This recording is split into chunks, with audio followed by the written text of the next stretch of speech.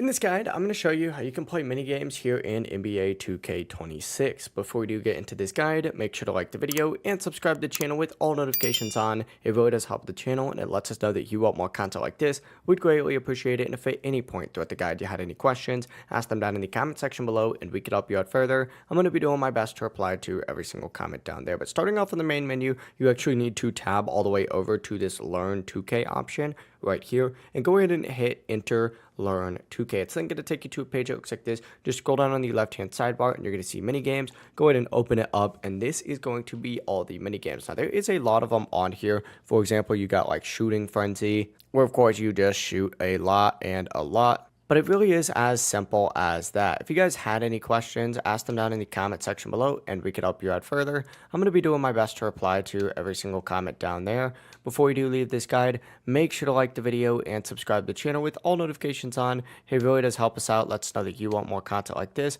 We'd greatly appreciate it. And if at any point throughout this guide you had any questions, ask them down in the comment section below. Have a great rest of your day. Peace. That's not a horrible score, I'm going to be honest.